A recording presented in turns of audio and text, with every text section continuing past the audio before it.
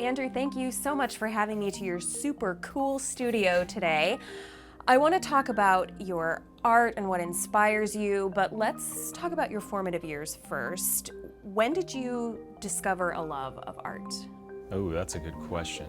When I'm thinking back through my life, I can't really think of a time where art wasn't present or almost like a burdensome in a way. It's almost been like I've had to create, or I'm kind of going to drive myself crazy, maybe therapeutic to me in some way. You know, honestly, some of my earliest memories too as a kid were of me drawing at the kitchen table. Did you have a sense in the beginning that you were good at it, or that maybe it came a little more easily to you than other kids? Not so much that I was good at it, more so that it was just a constant stream of drawings. Maybe that it came easier, or I was more inclined to constantly be doodling.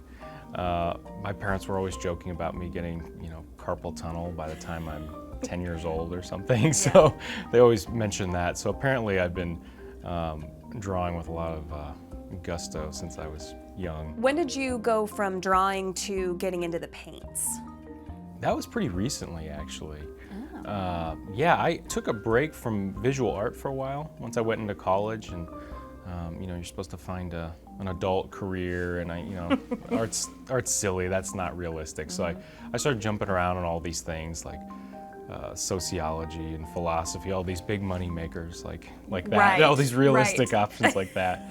That was in my early 20s, and I was starting to go a little crazy and getting kind of bummed out with everything. And I just took a drawing for non-majors class, and it clicked, and I started looking at big paintings, and next thing you know it, I'm stretching giant canvases and painting these massive paintings that are surrounding us now. So, if I read correctly, you studied sculpture and art history? Yes, correct. So, how did your schooling sort of affect your aesthetic? Oh boy, that's a good question. I can't really think of a way where it didn't, because it was just so ingrained in what I was doing. It was more than a full-time job. I worked when I was in school, but I would take all my classes and I'd probably be there another 8 or 9 hours, till sometimes wee hours of the morning, until they essentially kicked me out and changed the rules. Yeah. But That's yeah, when you know you love it though, right? Yes, yeah, it's addictive. So what is that moment like when you get into the groove and you feel like you're creating something that is really an expression? Can you put words to that?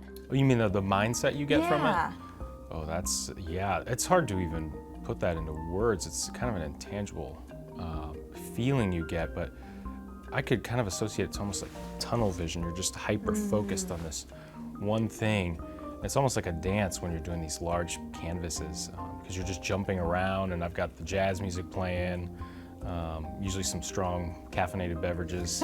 So it puts you in a weird, like some type of a high mental, a legal high. You're in A very the zone. safe one, yeah. Yeah. Yeah, you just feel great. It's an incredible feeling, and you're just creating, and nothing else matters on the outside. It's just you and your brush and whatever you're sticking on the canvas. When you decided in school to sort of go toward the art, did you know that you were going to make it a career, that this was gonna be the end of it? Yeah, I think I did overall, but I was kind of in denial, like, okay, I need to keep getting these internships, I need to keep doing these other realistic things in case it fails. And then there comes a point where you're just like, this stuff isn't gonna work. I'm not gonna get a job as an insurance salesman.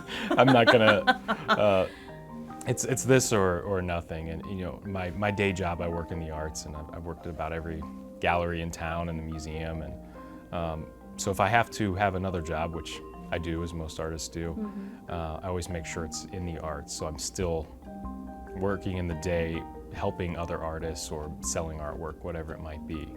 How has that affected your work? I imagine that being surrounded by lots of other artists and their aesthetics contributes. Oh, it's great. Yeah, I have so many different coworkers and artistic friends I've met through my jobs, and they all have such different opinions, and it keeps you out of a bubble, which is really easy to do as an artist, especially, I really love solitude, so I'll be locked in here completely alone with just my music and my paintings and my coffee. So it's nice to have different opinions and, sometimes some positive and negative criticisms and different ways of looking at things, different recommendations, and having other driven people is really influential. And dealing with artists who are hard to deal with is also, I don't want to be that guy, Right. Don't want to be that troubled artist character. Yeah. It's not fun to work with them. I want to know about your process. You mentioned that, a good, strong caffeinated beverage, Yes, your jazz essential. music. Do you sketch? Do you have an idea in a smaller version of what your full piece is going to be? Sometimes I do. Generally speaking, I have an idea in my head and I'll sketch it out on a little note card. There's lots of little chunks of paper laying all over the place. I don't know if you've noticed them. Those little stick drawings and stick figure kind of drawings there. Just really simple ideas blocked in color or more of a feeling I want to convey. And then I go from there. And then I kind of let spontaneity take over for a while.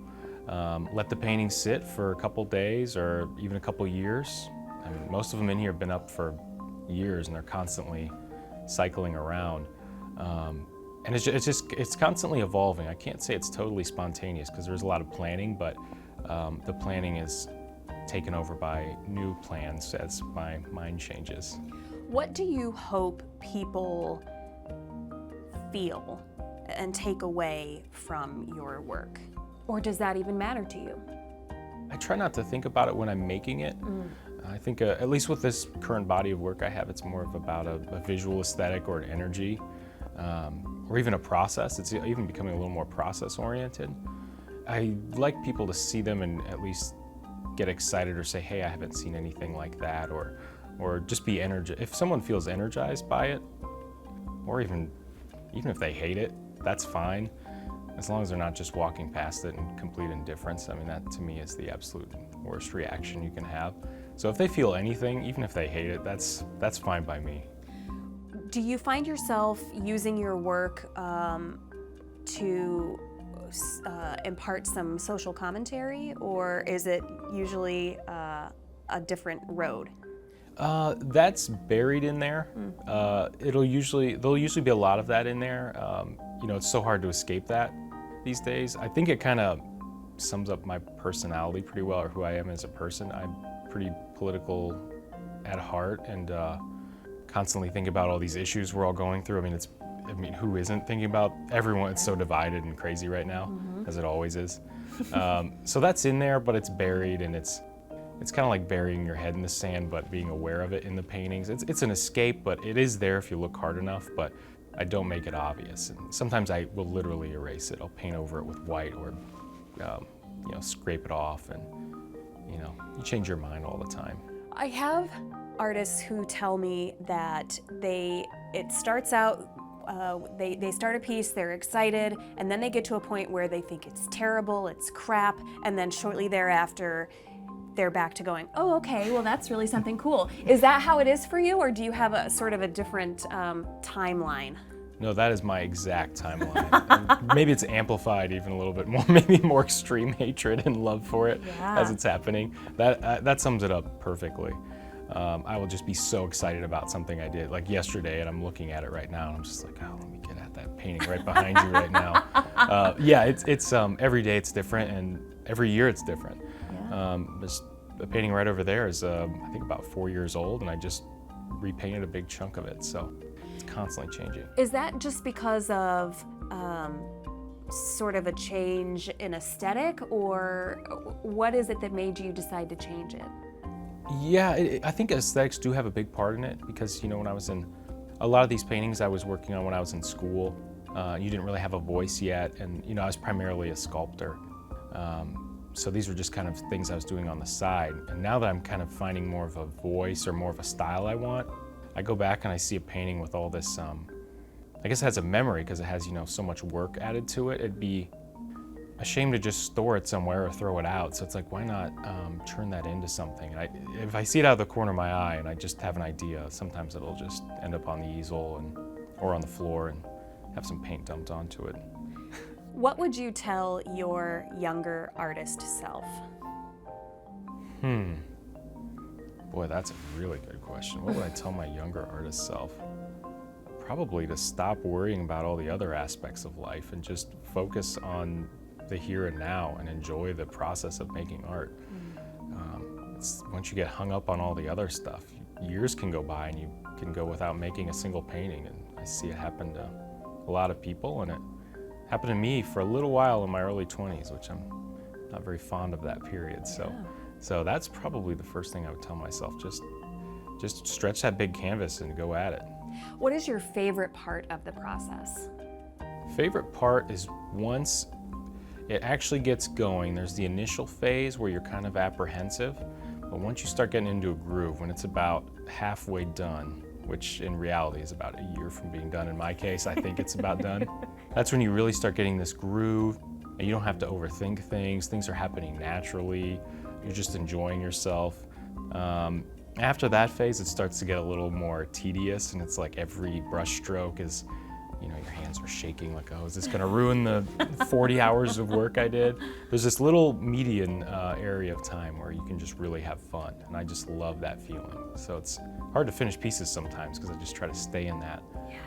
Maybe that's where maybe I shouldn't finish them. Maybe I should just keep it in Maybe that that's when you know they're done. Yeah, maybe it is. I've ruined many of them. Thank you so much for sitting down with me. Your work is really cool, and I love that you're taking risks. So thank you, and I hope to talk again soon. Thank you so much. Appreciate it.